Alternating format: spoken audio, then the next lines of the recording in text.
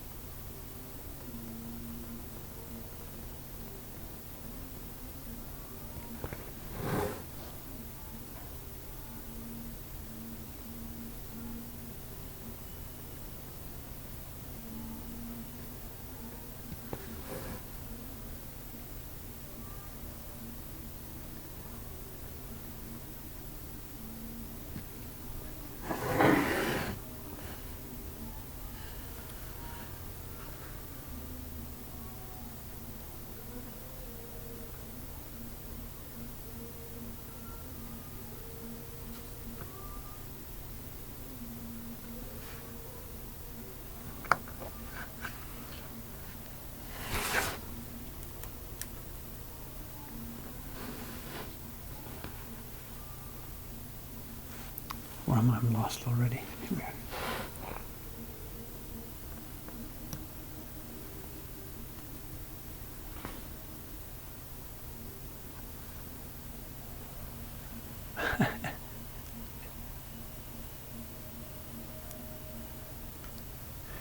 Good evening, gentlemen, ladies, whoever's there, no idea. Bit of a disaster this morning. I hope it wasn't anything to do with me. I don't think so, but whatever.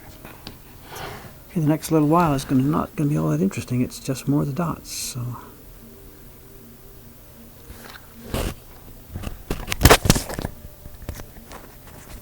Get the microphone, excuse me. Right.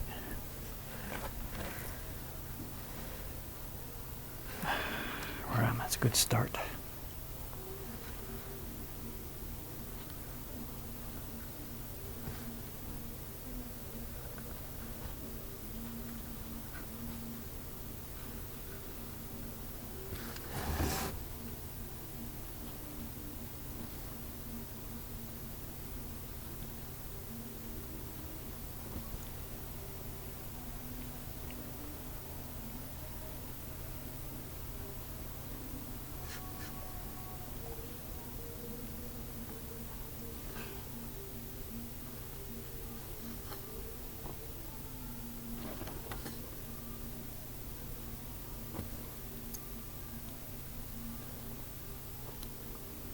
One of the fun parts of doing these things is, I haven't been watching the stream, the chat as it goes, but I've been reading them all afterwards. I save it before closing off the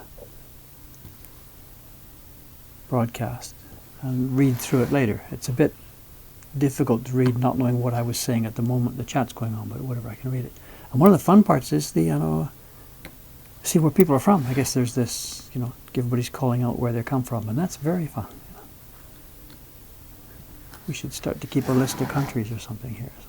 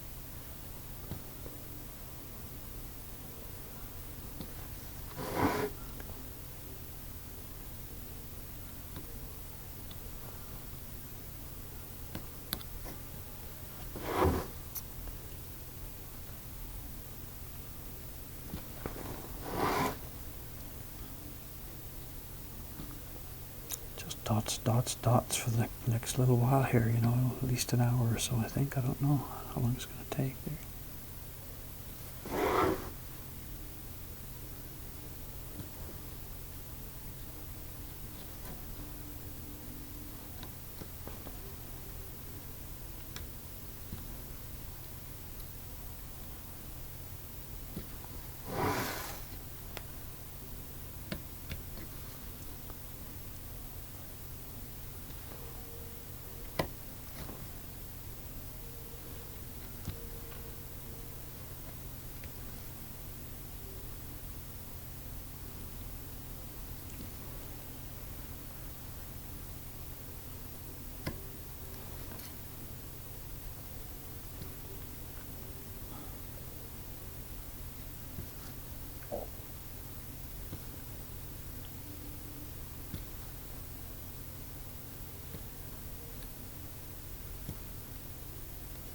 It's the end of the row. Right. Okay, clean out the unneeded waste in this area first, and then when it's out of the way, just get to the dots.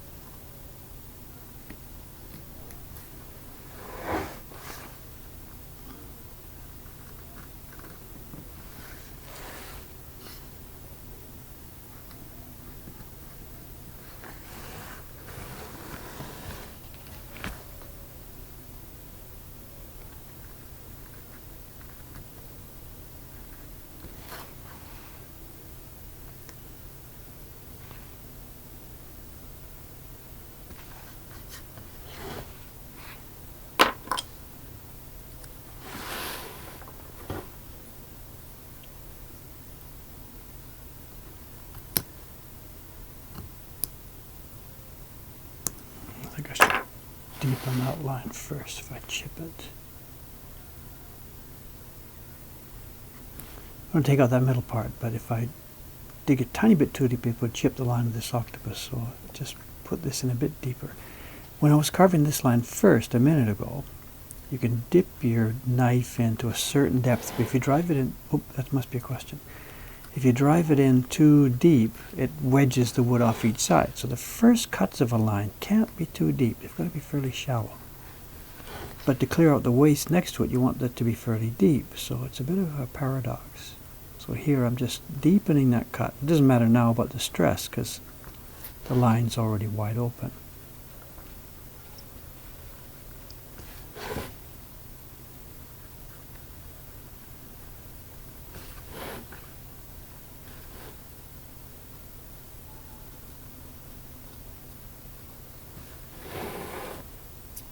I'll have a look at that question in a moment, just a sec here.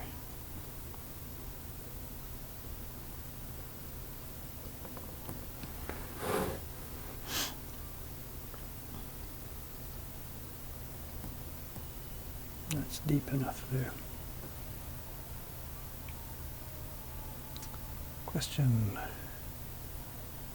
All the dots. We were talking about this yesterday. I know. I guess the questions are going to come back and forth each day. It's not really actually even clear who drew these dots. I know Hokusai's the designer of this thing, but it was a very, it wasn't a special project, just a book page, another book page of another volume of another book of porn. So the idea is that the presumption is that he drew the sketches, laid out the people, the action, what's going on, the kind of things he wanted, scattered some dots here, whatever. Then before the thing was made, it would go to the publisher's house, and you have to make a sheet for the carver. It has to be, drawn out carefully. The border lines put in with a ruler, titling, the text being put in by whoever did the text. And the presumption is that Hokusai doesn't do that stuff because he's off on the next project already. He doesn't need to do things like ruling the lines and finishing up all the design. So somebody, a trained artist, finishes it off, putting in the textures and the leaves and whatever. And dots like this are, they're just literally dotted with a brush. Some of them are round, square, triangular. And I don't think it matters really too much about the shape of them. You just need a bunch of dots there to show the fact that there's some kind of texture there. But arguing against that is that thing that Hokusai left behind. We talked about this too yesterday, the day before, I can't remember, that famous, sort of not epitaph, because he was only 70-something when he said it, but he was talking about his career. The work he'd done when he was younger was irrelevant and no good. The work he was doing now, he was starting to get the hang of how to draw stuff. And he sort of got a bit dramatic and talked about the future. By the time I'm 90, I'll be able to do this, and by the time I'm 100, I'll be able to do that. And then the thing ends with, I think he said, when I'm 110, every line and dot I draw will be alive, will be living, And it's a rhetorical thing, I think. I don't sit here looking at each of these dots and thinking, how can I make this dot dance? It's just not like that, I don't think. So maybe there's just something I'm not seeing. Maybe when I'm at 110, I can realize what he's talking about. I kind of doubt it. So anyway, long story short, what I'm simply trying to do is, when I prepared the tracing for this myself, I had a copy of the book, high-resolution scan of the book. I took it into my iPad Pro with a pencil, iPad pencil, whatever it's called, Apple Pencil. Traced everything, traced all the lines, traced all the dots. And I tried to shape each dot the way it was. So if it's a small dot, got a small dot, big one, triangular, circular. So the dots I'm carving, just because I'm trying to make a reproduction, I'm trying to reproduce the dot shapes that I see. Does it matter? A curve on that one, put a curve on it.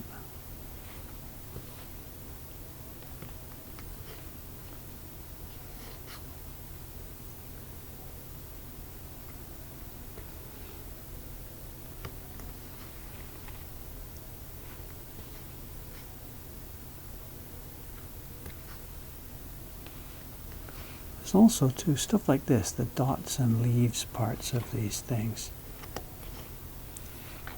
There's the assumption of a fair amount of randomness, We were talking about that with the hair.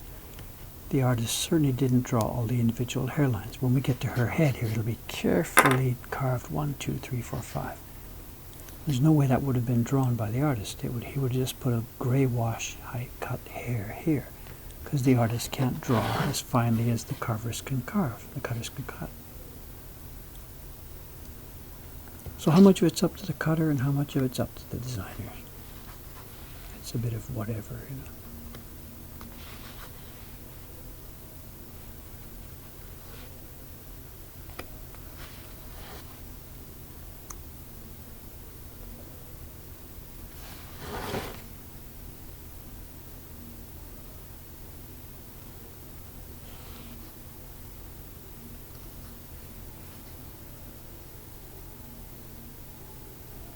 I was disappointed this morning when Twitch was down and I couldn't stream. I've become really used to this now. 8 o'clock, get going. Don't start too soon.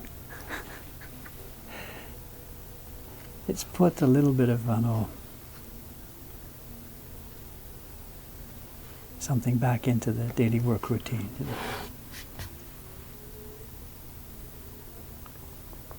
And as I said, I guess it was yesterday, it's the making a list of things I have to do each day. I mean, carving has been on there for months and months. But because the other jobs were just, there's an order from somebody, you got to do that first. This happens, you do that first. One of the staff needs help, you do that first. And carving just ended up falling off the bottom of the map every day. But now I can't do that. Especially because I'm doing it at 8 o'clock in the morning before the shop opens, before the staff comes. Turn off the phone, there's no way they can bother me. So it's so nice, it's working out so well. We're now at the, if you haven't got your time zones worked out, we're now at the other end of the day. The shop is just closed. Very, very quiet day today. Rainy day in Asakusa.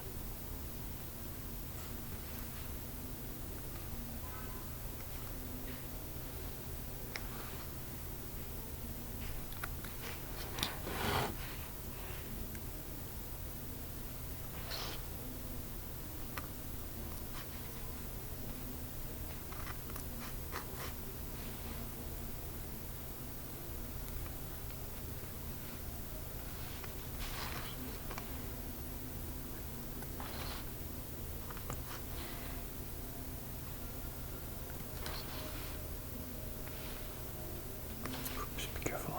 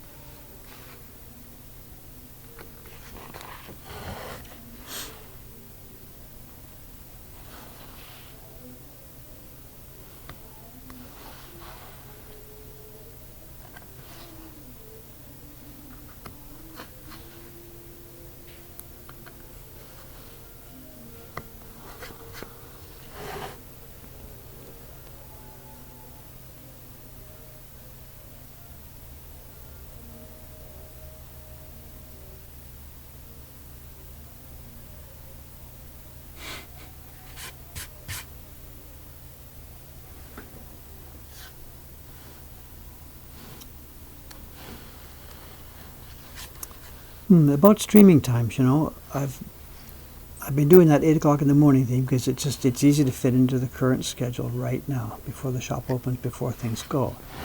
I haven't been able to do a steady one at the other end of the day, the kind of time frame we're talking about now or even later, because those days are still, it's variable. Things change every day. I know tomorrow, for example, there's no way I'll be able to do this at this time tomorrow because Aoyama-san and I are going to be doing some sizing work upstairs. So at present, I can't set a schedule that's so good for the European people. I'm sorry. But, with the new routine starting here, we've got a new manager coming in October 1st. And my life's not going to change that day, but over the next weeks, months, whatever, he and I are going to try and figure out how to separate the jobs, the things that I've been doing. He's going to take over. And it's not that I'll then have nothing to do, but I should then be much more easily be able to schedule myself for something like this. So for the European friends, just hang on a bit, please. And the idea is that we will get you a scheduled time.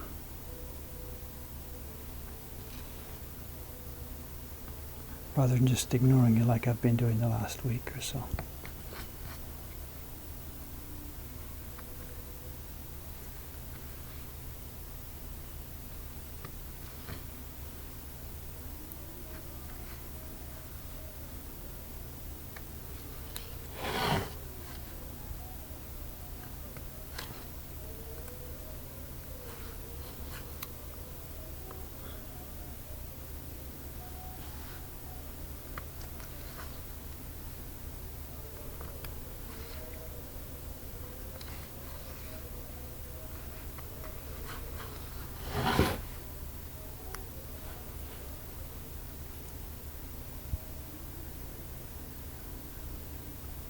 Oops,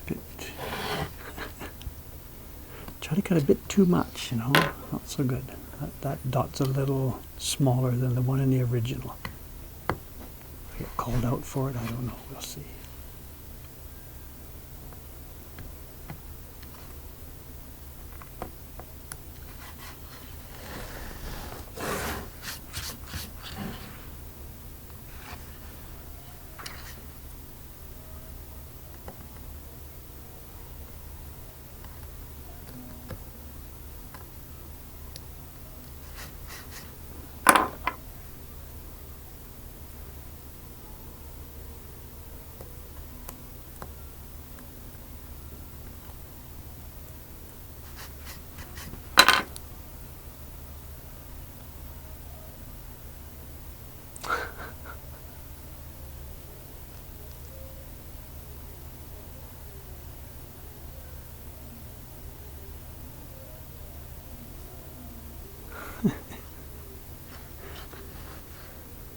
Stream everything, yeah.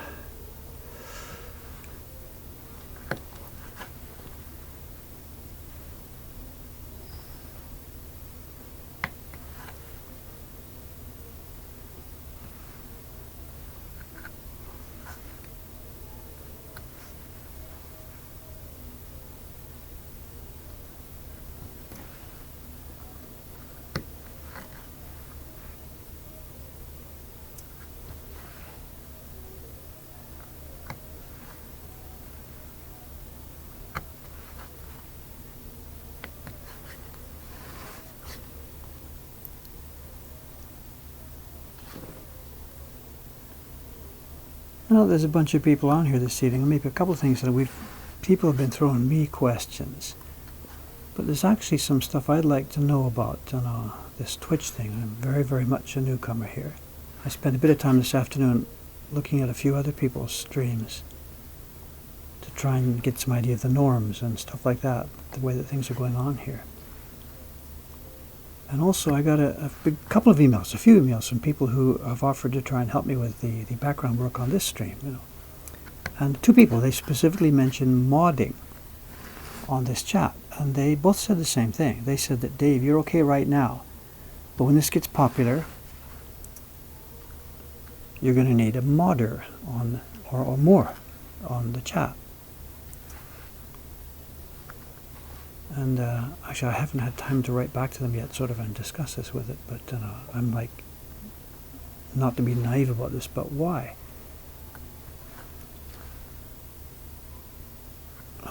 So from my experience so far, watching this thing for the past week and reading carefully all the chat things that happen once I get offline and relax a bit, I don't see any sign of anything that needs moderation or trouble at all. People out there seem to be chatting lightly with each other, sometimes about the work, sometimes not about the work. So I'm not sure about the point, Dave, when you get more followers, you're going to need a mod, you know. I don't know. So.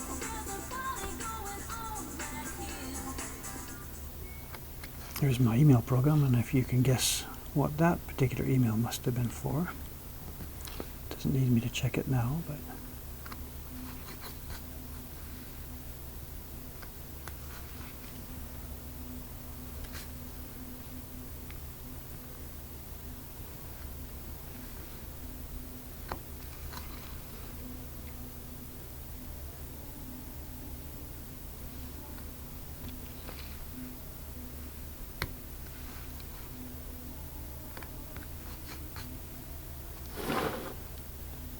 I don't know if that modding thing, I don't know if it's anything like a YouTube or Reddit. I know I've been on YouTube now for quite a while, you know, it's a bunch of years.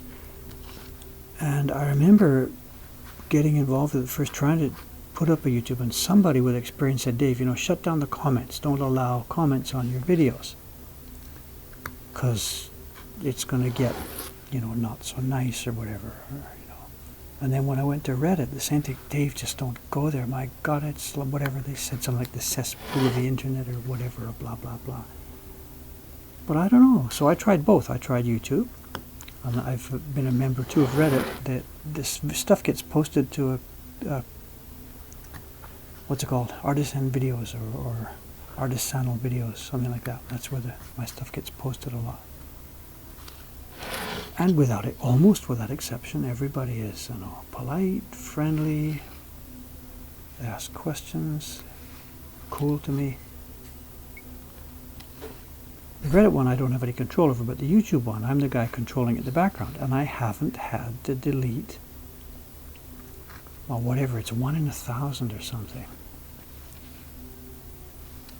So maybe I'm naive, but if I would think that this thing on Twitch thing here is like, that's going to work the same way, people see this old dude doing this and presumably treat it with some respect, I guess. I don't know.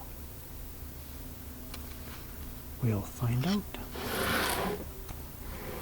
I guess the point being, I have trust in the community, and let's see if that's respected.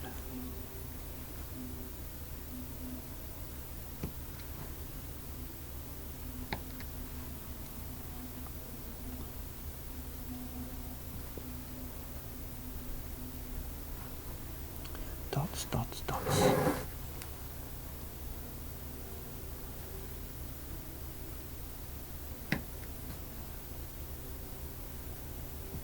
It's peaceful work though, no stress.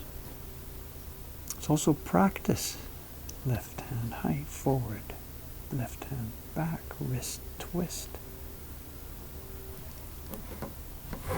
It's all practice.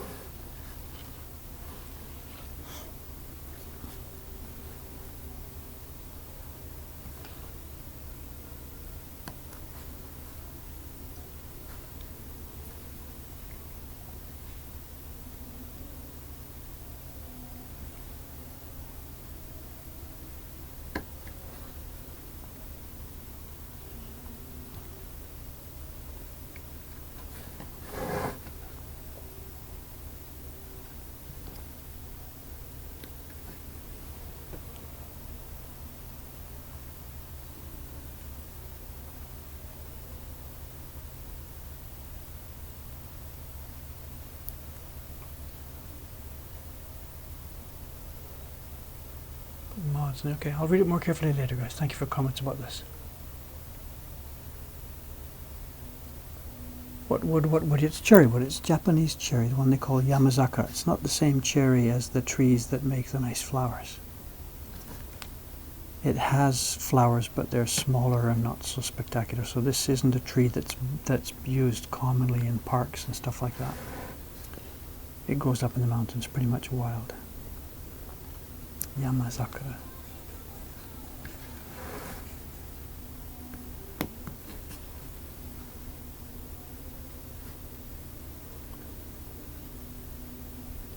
And we're using it in not in a solid wood form. I'm using it in plywood sounds like a funny word, but it's a bonded form. We get it cut to about a 5 millimeter thick, 5 or 6 millimeter thickness. And Aoyama-san and I upstairs, we take turns doing it. We've got a press thing we built under the stairs with a hydraulic jack. And we bond it to a layer of high quality birch plywood. It's Finnish plywood or something.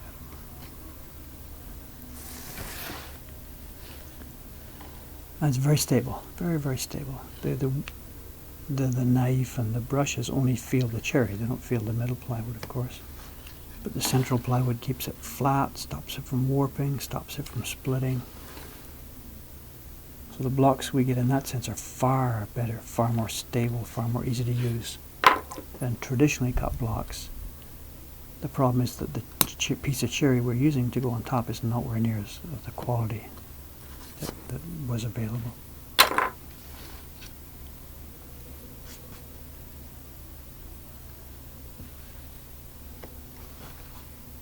We're getting there, we're hunting. We've been talking about it in these streams the past few days. Exploring different sources for wood.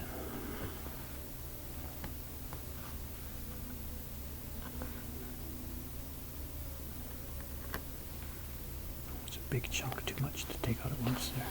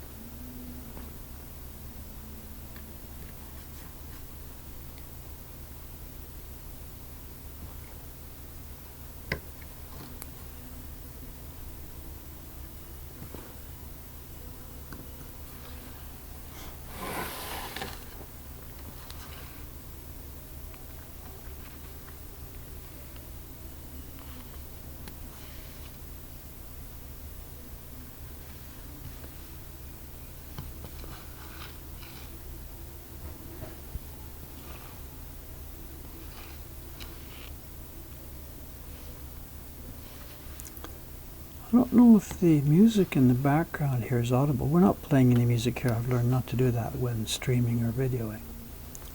But the antique shop, which is in the next building to ours, he's open now. He's not normally open when I'm doing this work at 8 o'clock in the morning, but now he's open. And he plays, music in his shop, and the walls are so ramshackle, it just comes through, and I can hear it quite clearly where I am as a background, and I'm not sure if it's coming in the stream. And that, you think I'm old-fashioned. Boy, oh boy. It's an antique shop, and his deal is, he and his wife, they themselves, they live there, how do I explain this? They sell goods from the Taisho era. It's the Japanese pre-war era, 1920s or so. And going up to pre-war, so it's 20s, 30s is their time period. And they go out in the countryside and search for the stuff and whatever, bring it back. But his thing is, he and his wife live in that period. They long ago threw away all modern clothes. His bicycle was made, pre-war, back in that era. Doesn't have a car. And he wears all these clothes. He finds the shoes and stuff, and he says it's no problem, because he says the clothes back there were so well made that when they come across a bunch of these things in somebody's closet, they're always in really good condition. So for him it's a question of, none of this modern junk. He likes to live in an era where the stuff was made with quality. I'm going by his discussion here. He's a nice guy. They're a bit of a different couple, but different in a nice way. And he's got a record player set up. Not a record player, what's it called? A gramophone, the thing with the horn going round and round. And he plays that stuff all day long. It could be worse,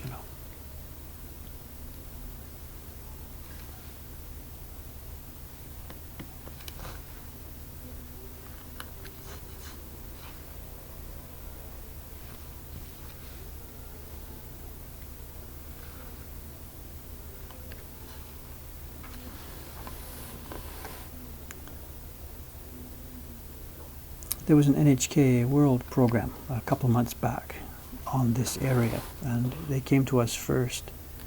And while they were filming here, they asked me, is there anywhere else in the neighborhood, you'd think would be interesting for the program? So I mentioned that place to them. They went over there and teed up with a guy. So he's on the same program. And it got better because they have a dance party once a month. First Sunday of every month they do a dance party. Everybody's welcome as long as you wear clothes from that era. And as part of the NHK program, of course, they just put us together. They sent me over there. I have no 1920s clothes, but he does in his shop, so they outfitted me. Actually, the program, it's on NHK's channel still, if you're curious about it, or this shop. If you look on the NHK World website, there's an on-demand section, and the program was called Tokyo 2020i, and it was the one featuring the Asakusa district. And I think it broadcast right at the beginning of April. It was the first one in April. I think it's on their site for 1 year, so it'll be on the NHK World on-demand website for many, many months to come. They got good shots of our place here, about 15 minutes of our shop here. And then we went outside into Asakusa to look at different places.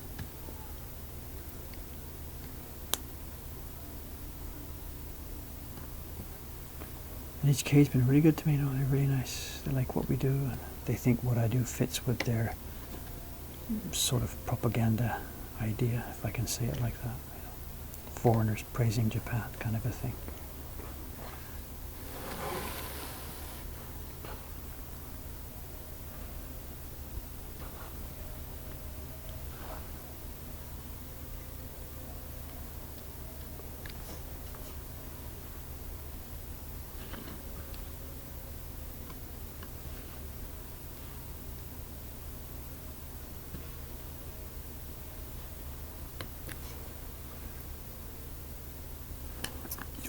Twist.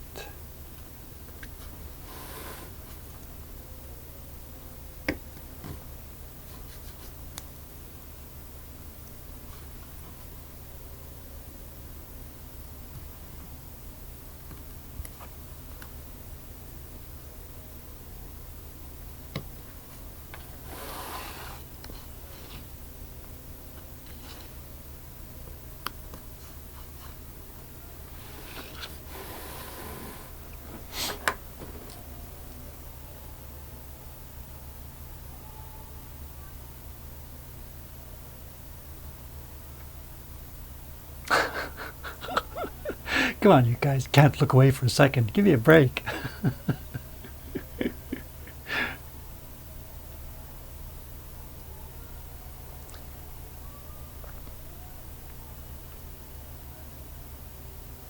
The old blocks using, you know, actually that is a thing. We ourselves can't really take advantage of that. If you, there's a publisher, Adachi, they've been publishing here for, I don't know, since the Taisho period. They recently did a renovation of their building, and while it was being torn down and rebuilt in the same location, they had to figure out what to do with all the stuff they had around. And they had I guess they came to an understanding a lot of the old blocks they had just weren't going to get used anymore. You know, they've been carving since 1920, so they have thousands and thousands of blocks. And they must have gone through them and said, okay, this is useful, this is not, this is not, this is not. And what they did with the ones that they thought were not useful, either that picture wasn't interesting or the blocks were too worn to print or whatever. I had no input into this. But what they did with those blocks, which are about 23 millimeters wide, the Japanese count is not millimeters, but it's when a traditional block's about 23 millimeters wide. So they sent him out to a wood yard, Matsumura-san, the guy who's supplying wood, you know, and I happened to be at this place the day these things came in. And they unloaded thousands of these things off the truck. And because they weren't going to be used anymore, they weren't careful with them. They just chucked them into piles, and all the carving and stuff got bashed, and it was like, oh my God. But what they were doing was then, Matsumura-san then planed off the top, planed off the bottom, left him the middle core, which was about whatever, X millimeters in width. A nicely cured, perfectly dried wood from the 1920s. You couldn't use it like that because it's too thin. But of course, what he then did was he bonded it to plywood. So they must have got hundreds and hundreds of brand new, ready to carve blocks that were actually on wood seasoned from like 1920 or so. That's going to happen here one day. Look at those, the Poets series I did, for example. They were all carved on solid wood, not the laminated stuff. And at some point, the people who are running this place after I'm gone will look at those things and say, you know, we're not selling many of these prints, whatever, let's just do it, and they'll plane them off, and that central core, by then 60, 70, 80 years old, whatever, will come to life again in a new, assuming they need wood back then, if they're not using some artificially grown wood or something by then.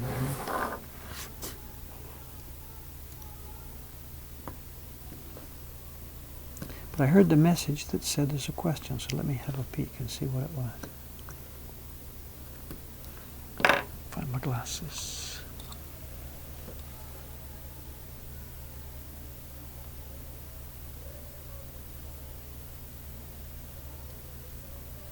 Oh, that's the same question. Okay, gotcha, yeah. So, the middle part could be used again, so. I don't know, there's sometimes a bit of a misunderstanding about this wood, because we're complaining about not being able to get wood, and because, it's a real problem for us. I don't know, the reason we can't get it is not the same as the reason a lot of things can't be obtained. Now, the example we were talking about the other day was the fish, the tuna. It's overfished, there's no good stuff left. If we don't quit pulling it, it'll be gone forever. This is not like that. It's not because of over carving that we don't have blocks and all the good trees are gone. It's because there's not enough people doing it. There's no supply chain. The trees are up there in the mountains, whatever X% of Japan, 80% of whatever numbers, I don't know what it is forested. There's a bajillion cherry trees up there somewhere. And they grow and die their own natural way because nobody's using them. Nothing wrong with that, but my point being that the wood is out there. It's a question of figuring out how to find it, where to find it, how to get it here, and season it, and everything else. And one little tiny shop by themselves can't build a whole supply chain.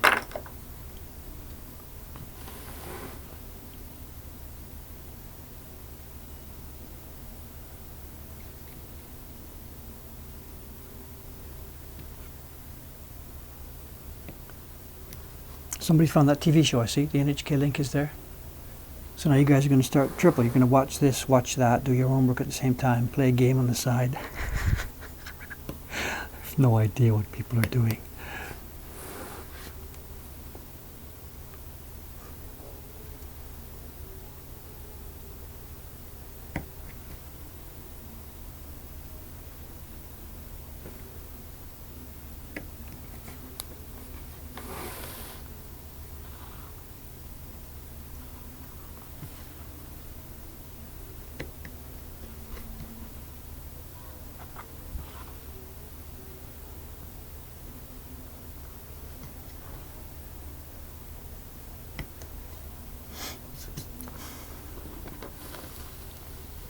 Oh, where am I? Look at this. We've come along. There's only 3 or 4 dots left. Look at that.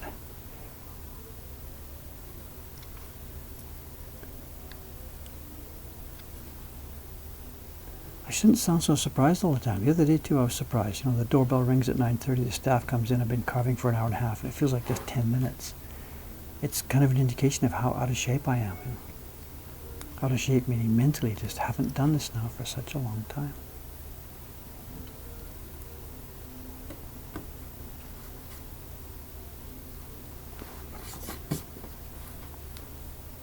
What's the schedule for tonight? It's now just past 6. I started at 5:30.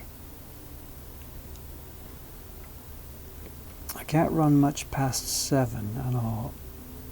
Selfish reasons. I know. There's a nice cafe near here called the M&N Cafe. It's in the Marugoto Nippon building. That building that has, it's full of antenna shops. It showcases products from all over Japan. They're all supported by whatever governments or whatever. Just totally wasted time. But anyway, it's there. Nice cafe. And for the past 2 months, for July and August, they've had an Okinawa festival. A few beers from Okinawa and a menu from Okinawa. I don't know much about that kind of food, but they've had a few really, really nice items. And it ends today. Today's the last day, August 31st here in Japan. So it's my last day to get over there and catch that Okinawa ale that they're serving. So So I'm going to be shutting this thing down here around 7 o'clock. It's 6 something now, so a while later.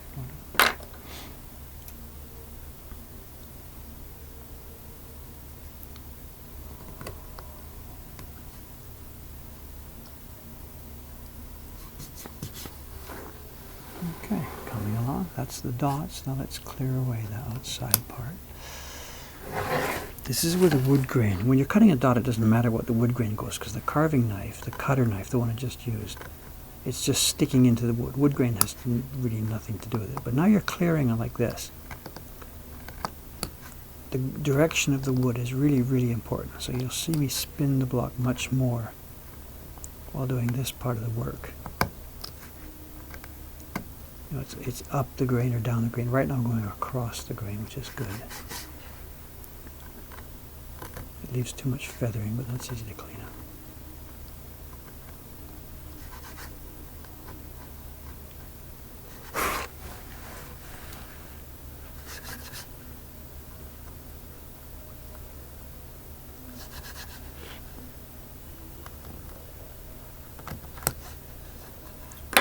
Wider, I can switch to a bit wider one. A bit sharper too.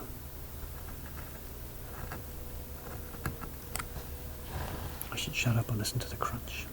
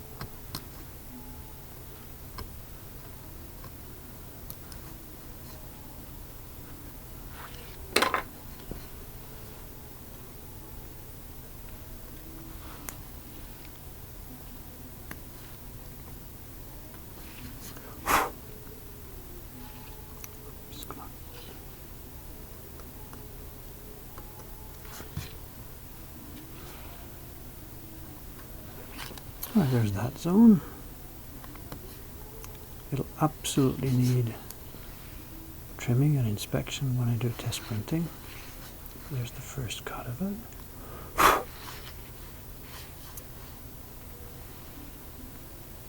All the way down. Good. Okay, what's the next zone?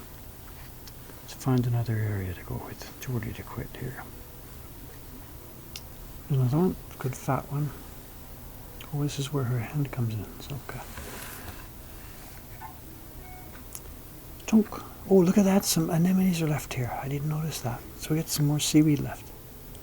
I heard the ka-chunk question sound. Where's my glasses?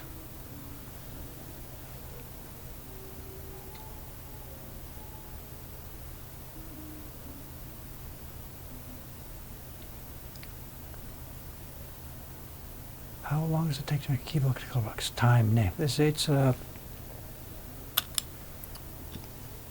not a single answer question. How long does it take to do this work? I know there's so many factors. With a block like this, you're talking about the size, how many square centimeters, and then how much detail. I mean, every one of these dots has to be carved. If there's not many dots in a design, you're okay.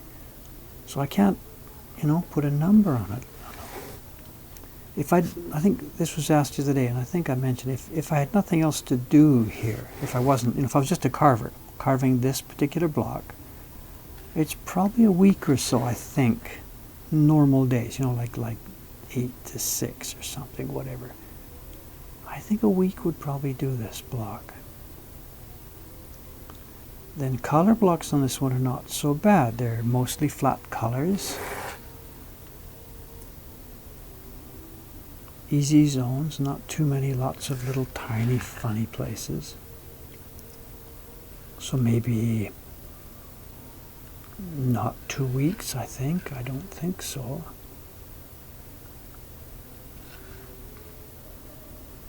So maybe 3 weeks to get this done. Somewhere between 2 weeks and 3 weeks. But that's if there's no calligraphy. So that's a different story. Eh? Around the background of this image, the original book was full of calligraphy.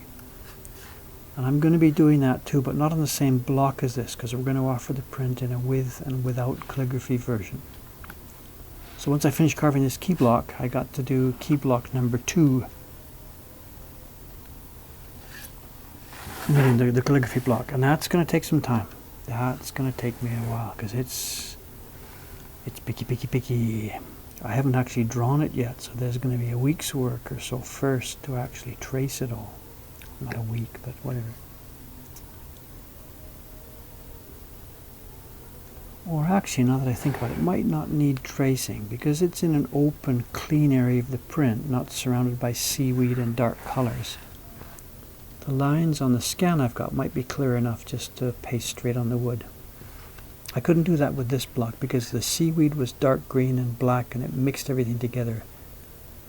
And there's no way I could have carved it if I had just put that information onto the wood here. That's too thick. Let's trim that down right now before I forget.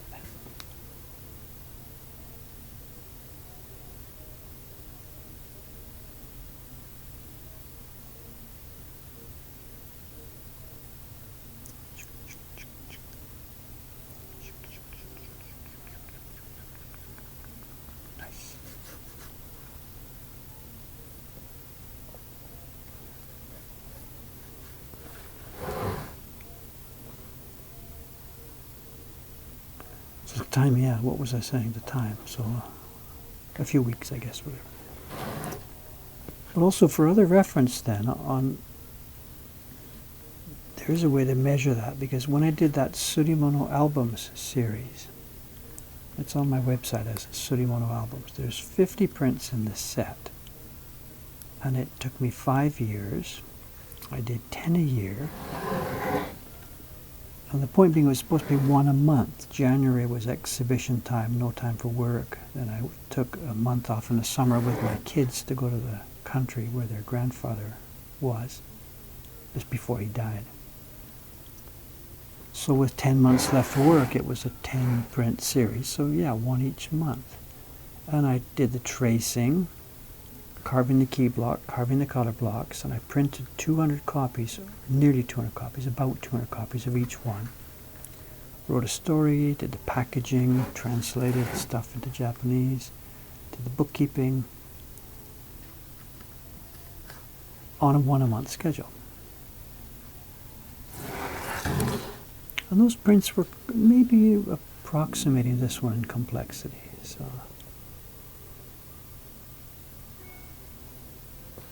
So when you're younger and you got energy and your kids go to school, you got time all day, you can get a lot of stuff done.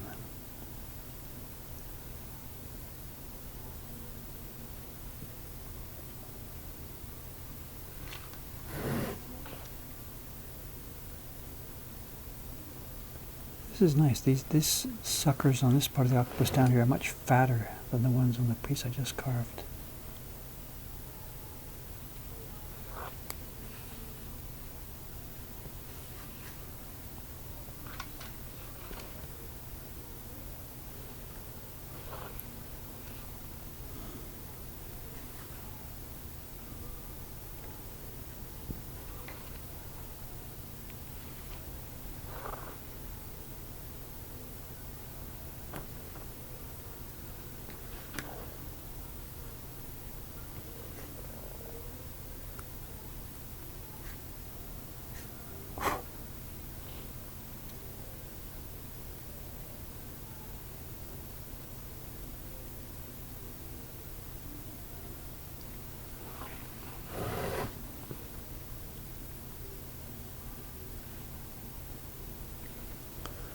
Keep remembering to copy parts of this chat so that I can get it later.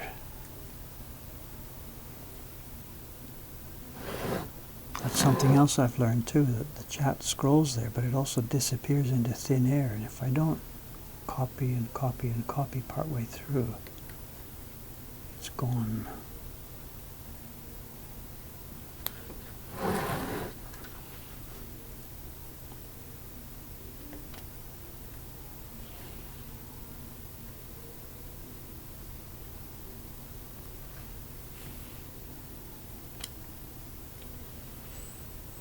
Doesn't want to pop out. There it goes.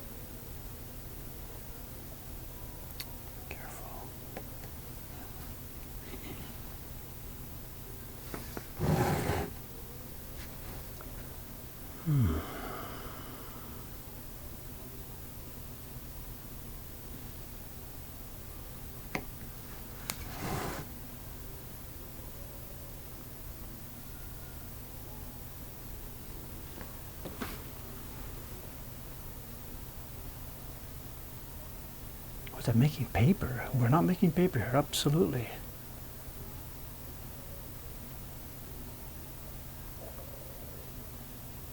Ah, making, okay. Oh no. Yeah, I guess maybe I misspoke when I said we made the paper to do the preparation of the drawing. What I meant was, we're not making paper here in the sense of rocking paper, and making actual paper from the raw materials. We buy our paper from professional paper makers who are making it for woodblock printmaking. When I said I made paper, I meant that I was getting different types of a thin paper that exists already, and I used my own setup. I spray, glue, and laminate the thin Japanese paper to a thicker, more stable paper, and then that sandwich or layer, whatever it is you call, I then use to prepare the image. So I'm sorry if I misspoke when I said I made paper. I meant I made the layup.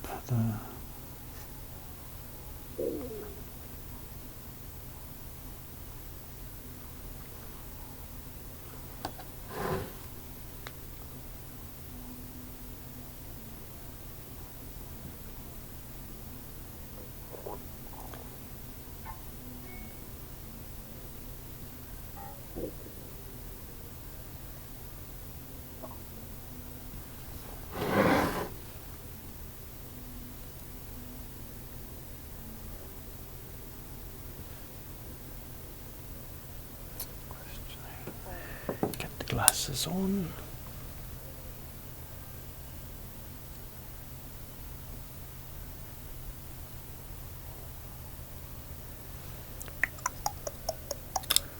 Question about, do I follow any pattern or do I jump from spot to spot?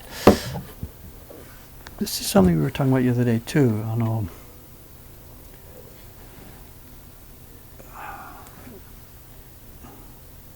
where to start. I know in the old days a lot of this work was done not by just by one person. A block would have been passed from person to person, different people specializing in different parts of the job. So one guy could have maybe done the part you see me doing now, taking the knife and cutting the outlines. And that would be done. Just cut all the outlines. Don't bother clearing any bits like this, little stuff inside. Just cut the outlines. Don't put the chisel down and pick up another one. Don't mess around. Just get going. Keep your nose down. And that was clearly absolutely the most fastest, most efficient way to do it. And then the hammers come in, clearing out the big wide areas that are unneeded. And then the middle chisels, the ski chisels, the one that look like this. These are the ones that clear out those leftover areas in between. And the traditional method is so. It's 1, 2, 3. Lines first, wide waste next, and then finish off in between them. And I don't so much do it that way. I do it sort of zone by zone. I haven't got my big chisels out yet on this one, but I'm doing the smaller parts. I'm cutting the lines and switching to the third step, clearing out the wood away from the lines. It's not efficient time-wise, but it keeps me aware of where I am and what I've done and what I haven't done. When you're carving just the lines by itself without clearing anything away, it's sometimes really difficult. Is that cut? Is it not cut? So I like to just get it done zone by zone by zone.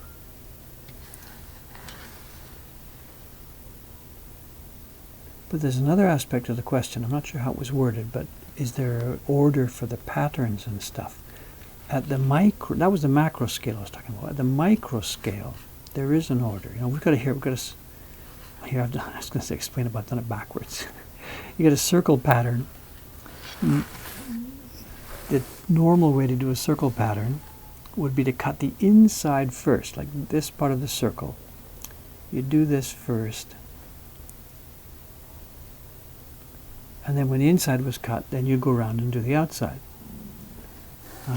So the one I'm doing right now is the other way around. It doesn't much so matter because this is so big.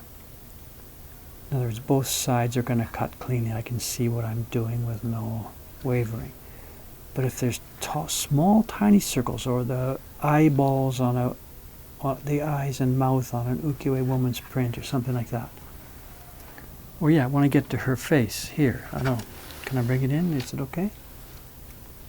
So, like this. Look at this.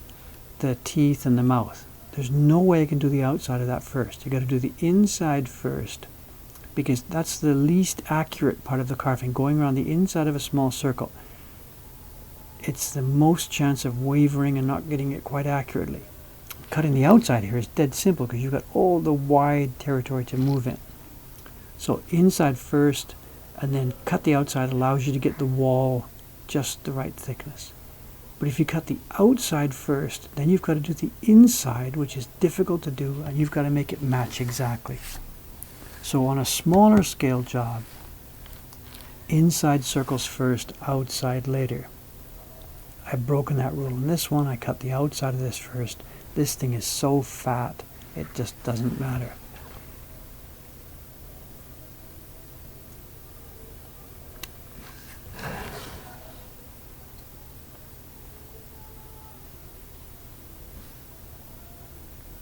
I wasn't trained in this stuff. As somebody who, in the old days, they go and work in a shop with an experienced guy, they imbibe this stuff, Some of it's specifically spoken to them, some of it's just you watch and see what the guy's doing.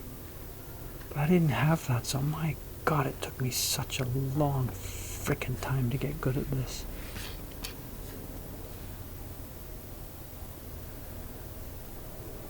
You have to just learn by screwing up, and why isn't it working? Why is that leaf such a funny shape? Why does that mouth look strange? And then you realize, if I did it this way, it would work. It would be more efficient. If I did it this way, it would work, It just took so long. I guess that's part of the cool thing about these streams and the website and everything else. The next generation of guys who are going to come along and try and do this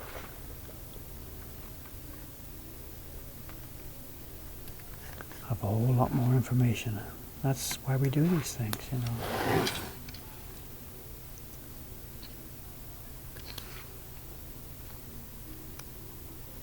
We've talked about this guy before, the young Chinese boy who carved the Hatsune Miku print. It's on our Facebook blog, He just came in the shop out of nowhere one day.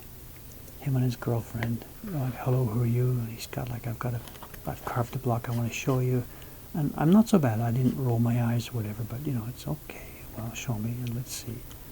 And it was so freaking good. He's made a few fundamental mistakes, but he's just so good.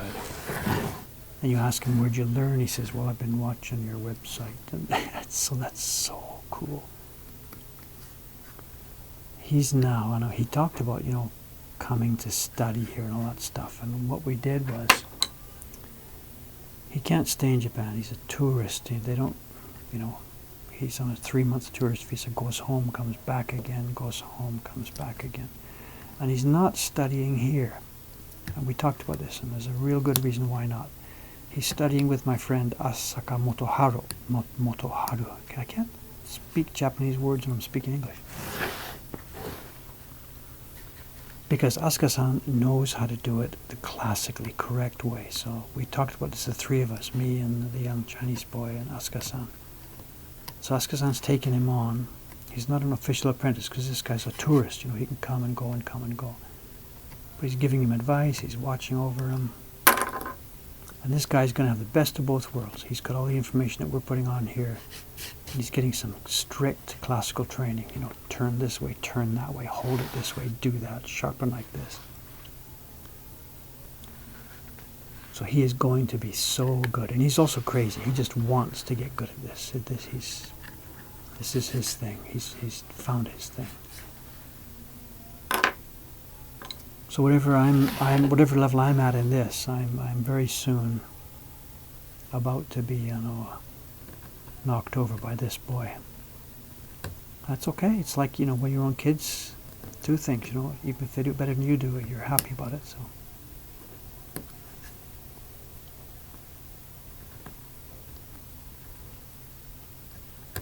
The other side of this thing is, as soon as he's legal, we're going to hire him, of course. He wants the job.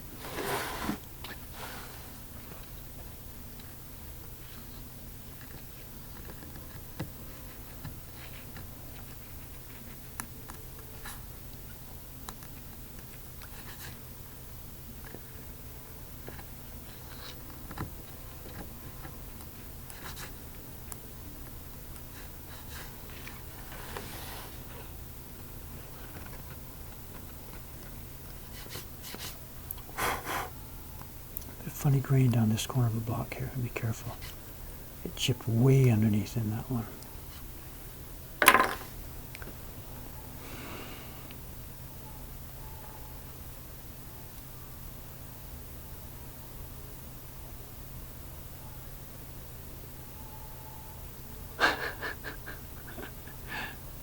I am hungry. I'm sorry about that. So, is it that audible? I got my mic on my chest, so I guess it's I can't. I'm sorry, just stream. I'm sorry to be ignoring it at all. I do read these later with great pleasure. So, also, yeah, something else to mention too. The thing about this morning. I mentioned earlier artisan videos. Their Reddit thread, and somebody posted one of these Twitch streams over there. It would have been yesterday, I guess. So whatever. And what they did, they linked to the version of it that's stored on the Twitch server. Then when Twitch went down this morning, I say this morning, Tokyo time this morning, that thing stopped working also. So somebody posted in the Reddit thread, I forget the exact words, it's there, but that must be it. David has been taken down by Twitch because he's, for not complying with the TOS. The assumption being that because I've got some naughty stuff here, that Twitch decided to kill me. And it turns out, that that's not what happened. That it was a general outage, not anything specifically targeted at me. But during the time this morning when we were worrying about that, I was thinking, man, have they taken me down? Surely not. It's just an outage. But I got a couple of other emails saying, Dave, have you stored those files yet? Or are they just on Twitch? And no, I haven't done anything. And there's a 14-day limit, I guess. And they're going to come and disappear. So I still don't know what to do about this. I'm not just going to dump them on YouTube. It would just change the whole YouTube channel. But I guess the point being, until we can think about this or find time to sort them out or to pick out the nice anecdotes or something, I should save them. So I ordered a 4 TB drive this afternoon. It'll be here tomorrow. So I'll, for the near future anyway, I'll download them from Twitch myself. Just put them in cold storage here. And then as we get time for it, try and pick out interesting bits, edit them together. And those can go on YouTube or someplace. So that's the current thinking, the current plan, but labor, I don't know. Anyway, so I'll save them is the point I'm trying to make.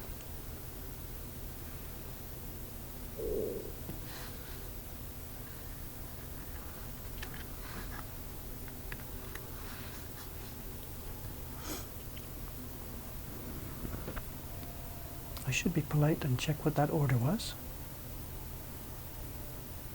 Well, that's really tomorrow morning's work, checking the orders that come in during the day, during the night. Nice. One of the prints that Ayumi-san made. We're using the Doi Hanga blocks. And Ayumi-san used one of them to make a print about a version of Miyajima in the rain. And it looks kind of nice. I was really afraid when we decided to do that one that it wouldn't be popular because it's kind of gloomy. And I was forgetting the basic rule about, one basic rule about Shin Hanga, in that the weather effects, snow, sleet, drifting rain, whatever, is part of the genre. It's part of the things that make the Shin Hanga prints much more attractive. And that one has become very popular. There's an order just now for it. So thank you very much. If it's somebody who's on the stream here, I don't know. The ladies will take care of it tomorrow. Out it'll go.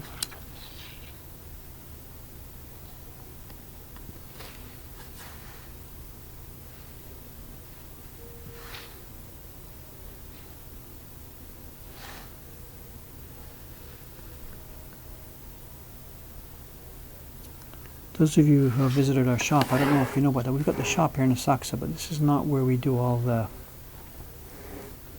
shipping and packaging and all that stuff. That happens out in my home, out in Ome. Home / workshop / whatever, storage. There's 2 ladies who work out there. They don't both work every day. We're not that big an outfit. And they've got families, but on any given, there's always somebody there to handle the shipping, and some days they're both there. There's also another lady who is printing out there, and then one of our other printers uses that room on a part-time basis to do her printing. There's 4 of them work out there. I myself almost never get there. I haven't been there now in, I don't remember, a couple of months. I was supposed to go yesterday, Tuesday, 2 days ago Tuesday, but didn't, had too much to do here.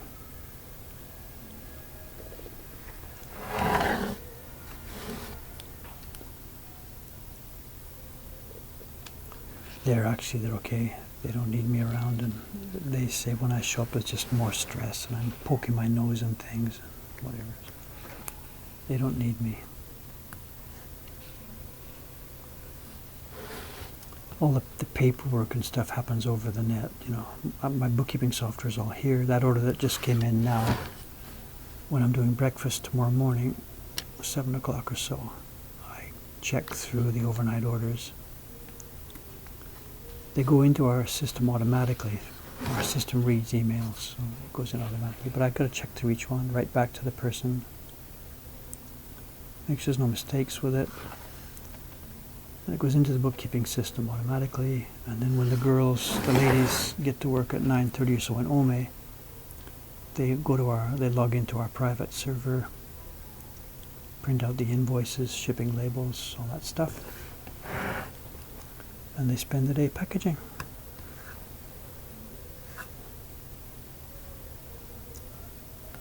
Then they either call the post office for a pickup, or one of them dumps them in her truck and takes them down.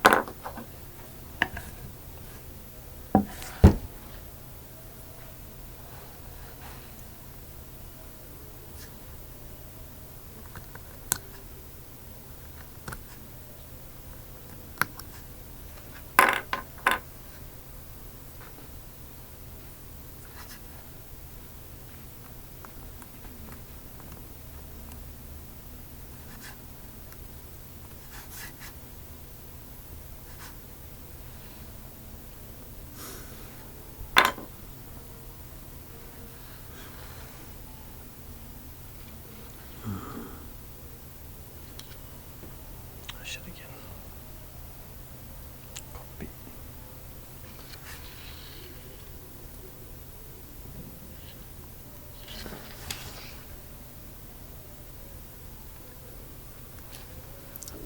Just catch a glimpse of here. The Doi Hanga, somebody's asking or something, mentioning in the chat there. The Doi Hanga stuff, you know, it's going well. They're really, really happy with what we're doing. And two of our guys, you know, Aoyama-san, I've talked about him before, and Doi-san, Toshi-san, the guy who's older than me here, he helps out in the shop.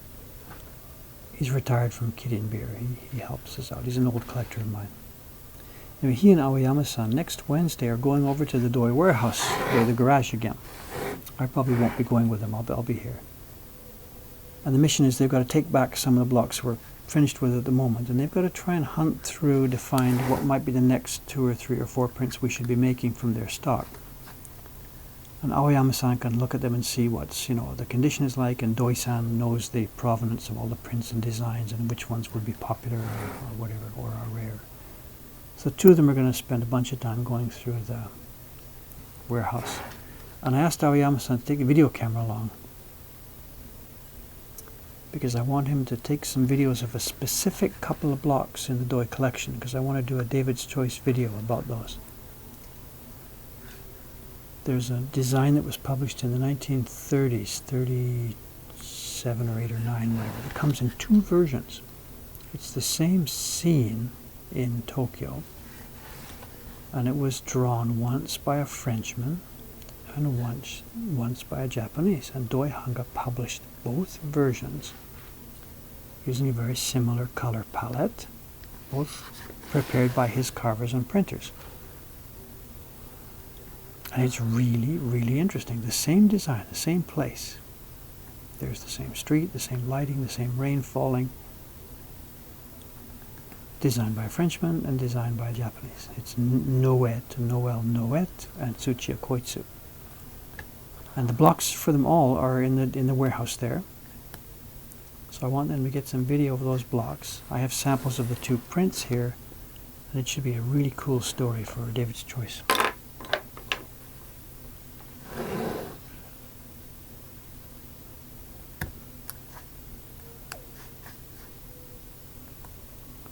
Although actually I realize I shouldn't do this, talk about what's coming up, because always stuff gets late, something else happens and it gets postponed, and then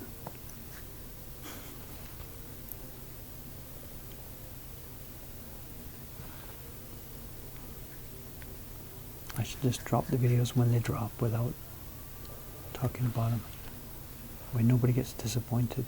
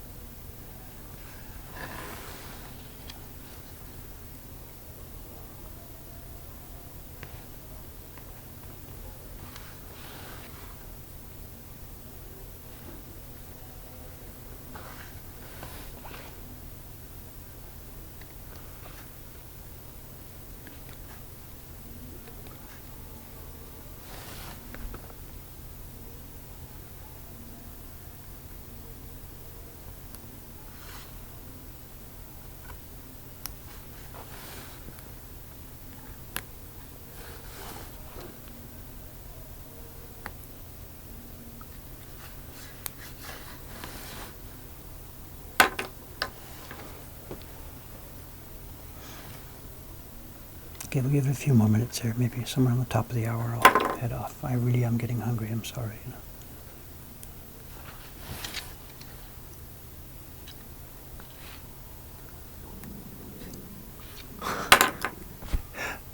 Is that on my mic? I don't know. Sorry about that.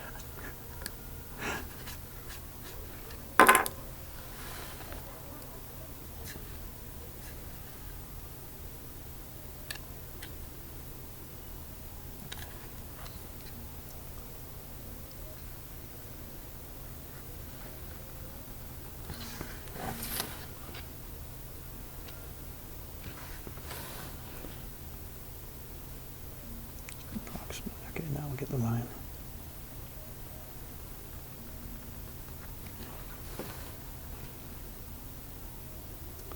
It's nice to carve the long lines. That's the fun part. Smooth, long lines. I don't know if you noticed that the longer lines, it's important to keep the knife down at this kind of an angle so that it doesn't wander. If you have the knife up higher, there's less metal in the wood and it's allowed to turn. And when we're turning corners, keep the knife absolutely straight up. But for carving a line like this, I'm going to let the knife now zoom, fall down so that much more of the metal is in the wood. Can't go around a sharp corner, but it keeps you... Oh no, I'm going to stand up now when I get to the end here because I don't want to cut into that next part. Oh. Let's just bring this across, cut straight through here lightly, then plunge at this point, bring it in, stand up again, and do the same thing on this one. Straight across, plunge.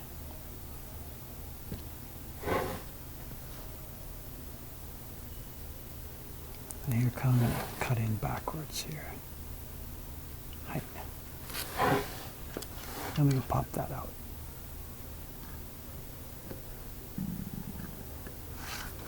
Okay, it's just getting too much now. Gotta go get some dinner.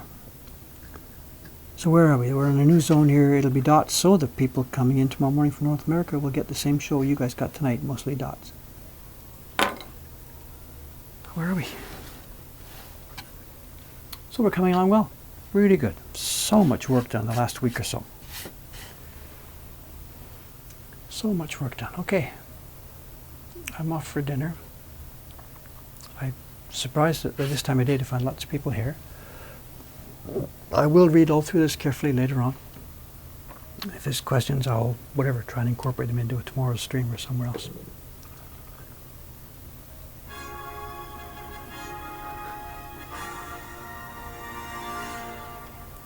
Another order. What's that going to be? What's from the flea market, the section of older prints we have. Have to answer that tomorrow morning. Anyway, I'm rambling. Had enough here.